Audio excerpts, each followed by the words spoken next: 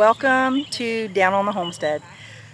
We checked today and our bees were gone, and I was mowing and noticed there was a big cluster of honeybees in one of our little citrus trees. So we are going to try to trap them, so we're going to show you how we do that. It's the first time for us, and Kelsey, our neighbor, is helping us do that, which thank goodness, because we wouldn't know what to do. So enjoy our little adventure. Alright, so this I almost hit when I was mowing. So we're going to try and see if we can find the queen in that little cluster, and we'll let you see how we do it. You want to come right over my shoulder, or I'll... Who? Oh, me? Can you see there? Yeah, I can see what you're doing. So the queen is going to be smack in the middle of that, but we're just going to gently scoop some in your hands and try to like roll them. They'll grab hands and want to stay really close to her. Let's just try to pull them all onto that frame.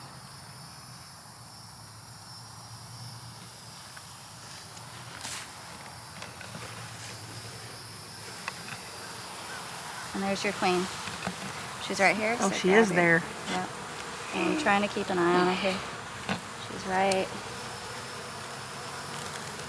And it's okay if you have bees with her. Whoop, just squished a couple. There you go. Alright, so we got our queen. Alright, so I'm going to put this frame in and try to put that clip, hang it so it's yeah,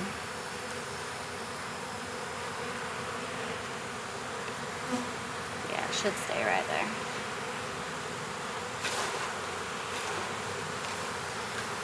And they'll go to her, but we're going to try to encourage the rest of them.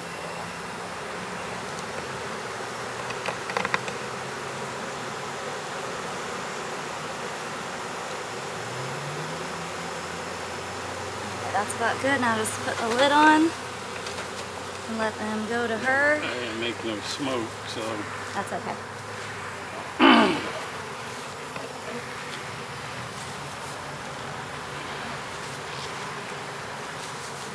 Food.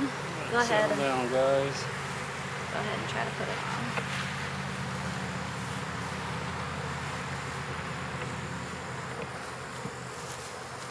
We'll just cover it with this and I'll have more water. But I spilled the sugar water, so we'll have to go make more. now I'll just watch them for a little bit. And they can smell their queen, so they'll go back in the hive to her once everybody figures it out here. Is there any more on that bush? Yeah. But they'll move over. Yeah, everybody's a little mad, but they can smell her, and the rest of the bees will signal to them to come. Or they'll all leave and go back to the tree, who knows? But we have the queen locked in the hive, so they should want to go to her. Alright, there's a few left, but they will come to the hive, hopefully. We sat that cup on the top just because we blocked that hole. Well, now he's going to block it. We're going to have to take the top off anyway when we come back.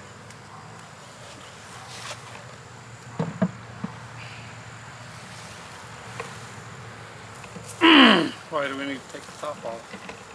Well, because we got to take the queen, let the queen out. Oh, in a day or two. Oh no, we'll do that and as soon as everybody goes in. Oh. Because she doesn't have food in there. Alright, well, I guess Yeah, you can go ahead and put the sugar water up there though. put what's in there and we'll add. I'll go make some more. There's a whole bunch of it on the dang ground, so hopefully. Yeah, it'll draw ants. Yeah, draw ants. That's lovely. So.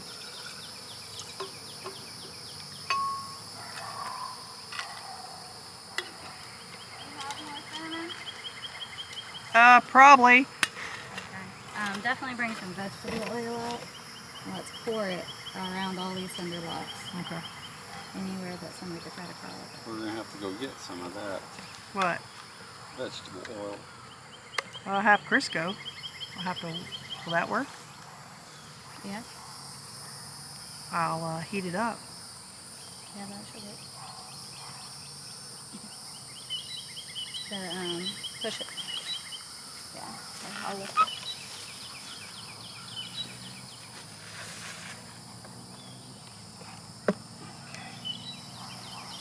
That was a lot of bees in that little cluster.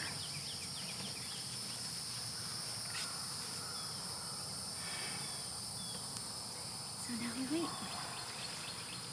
Well, hopefully we saved our hive because our bees were gone, but we found that little cluster, so hopefully we're back in business.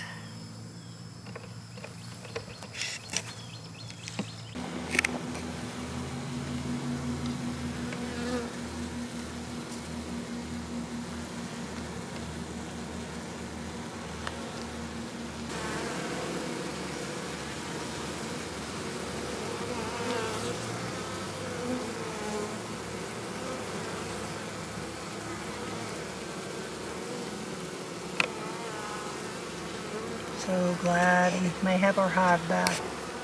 Lost it and found it in the same day.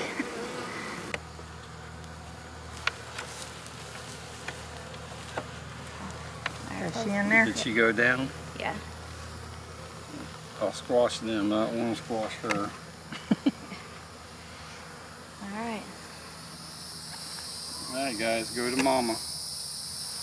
She's got work for y'all to do. You can probably leave that block off of it for the next 30 minutes or so. Give them time to get their temperature right and go in. And I bet by the time the sun is down, they'll Yeah, be by the time tucked we're in. done feeding, they should be all in there. Is that way you just don't risk squishing any right now? Yeah.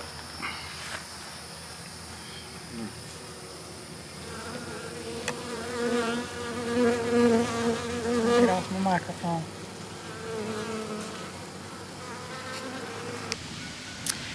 Alright, so just wanted to give you an update pretty much on everything. After we discovered that our second hive had left, and I found them, and then we put new frames in. We got them sugar water. For about a week, they did really good. And then all of a sudden, I was like, there's not a lot of activity. So we checked them, and they were gone too. So my neighbor who helps us, you see her on the videos, she actually had 10 hives, and I believe 6 of hers left. So she is a lot more experienced than us, so she was talking to a apiary expert, and they're going to figure out what's going on. So that's kind of that on the bee thing. As most of you know that have priced bee stuff, we really can't afford right now to buy another nuke, so we will eventually when we get all this figured out. So you know, it is what it is. And I guess I wanted to talk to you guys about the realness, the truth that happens when you have a homestead. You know, it's not all wonderful, and I mean it's pretty awesome to have a homestead, but you know, when you're trying to be self-sustainable, grow your own food, have your own animals, you know, you run into things like, you know, predators. One morning you come out and your whole flock is gone. With your garden, your vegetables, you deal with diseases and pests, weather. It's been super hot here. we started all of our stuff kind of early, so my tomatoes they're done. But we froze a lot of, well, all of our paste tomatoes, so I'm fixing to start canning those. We just do a lot of spaghetti sauce. And but my point is when you have, hey buddy, I'll show you one of our new additions. Day, come here, bud. Come here, buddy. Hi. So I'll tell you who this is. So this is our Great Pyrenees that we added after, hey buddy, after the Anatolian Shepherd. So that was what I want to talk to you about. So, you know, when you have a homestead, you know, there's so many things that happen, and it's discouraging. With everything going on in our country,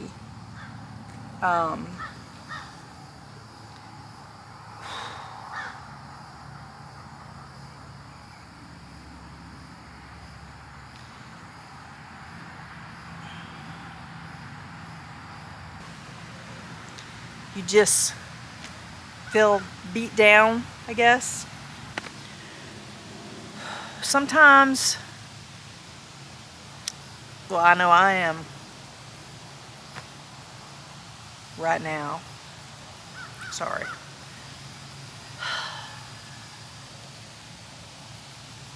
It's tough. So we got our Great Pyrenees added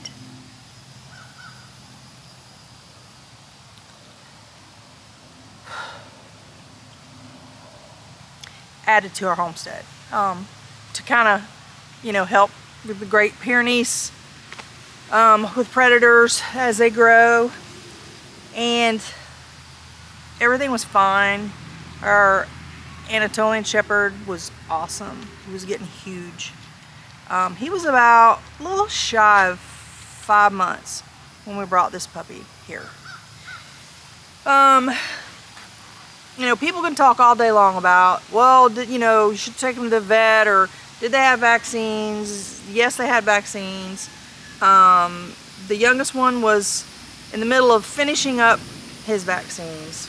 This one, from what we were told, had his vaccines. And the Anatolian came up sick. We thought he had hookworms, which is kind of common around here. So took him to the vet, and they tested him, and he had hookworms. So it's like, okay.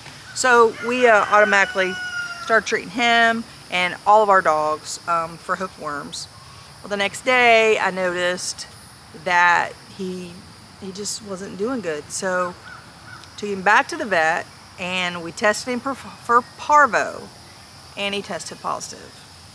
So they treated him with subcutaneous fluid, antibiotics. So we brought him home, and for like 2 days, I mean, we were doing everything we could. We were actually giving him more fluids, you know, doing everything we were supposed to do. Quarantined him. So by Friday morning, he was really bad. So we took him to a local vet hospital, an ER. And so we decided to leave him there all day, and that night we were going to pick him up like the end of the next day, let him get IV fluids, you know, IV antibiotics, and just really hit him, you know, hard with all that. So Friday night, we'd pretty much decided no matter what report on Saturday morning that we got, we were gonna take him down to University of Florida and have the plasma infusion done for him. So we were probably gonna look at 4 or 5 days there, which probably was gonna run us $4,000. So Saturday morning we showed up at the emergency hospital to pick him up, to transport him down to UF. And we got there and they were going to get him ready to load into our car. And so the vet came out and he didn't make it.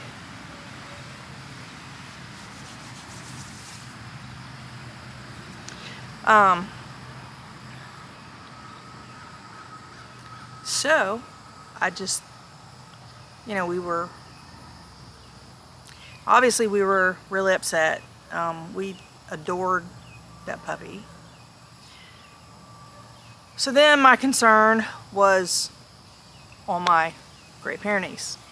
He was older and he wasn't showing any, you know, didn't seem sick at all. He was good.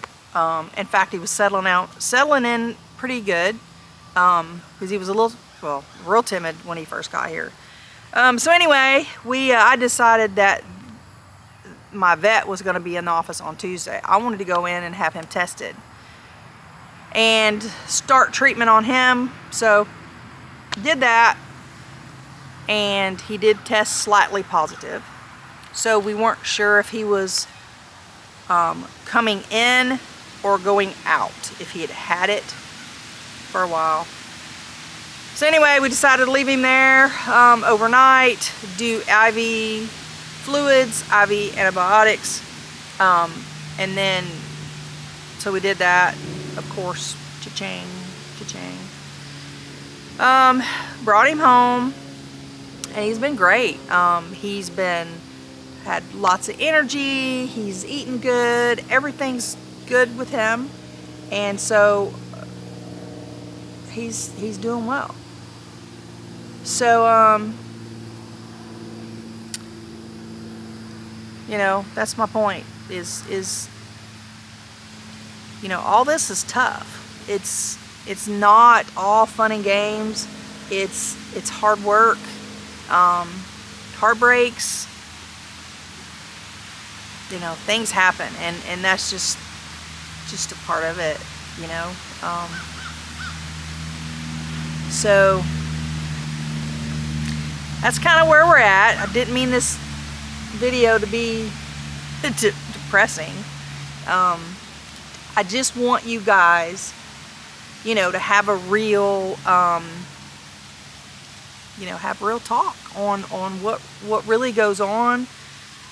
You know, like I said, sometimes you feel beat down. I know I have the last couple weeks. But you just have to come here. Just have to keep going. I mean, that's just life. Things happen, and you know, you just, hey buddy, hey. Just got to keep going. I mean, what other choice do you have? I mean, I guess you could just quit, but what good does that do, you know? Got to just keep going.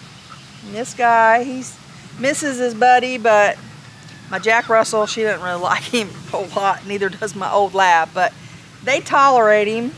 So, hey buddy, and he barks, and he's starting to sound like a big dog, you know? So, he's a good boy. So, all I can tell you is keep your head up.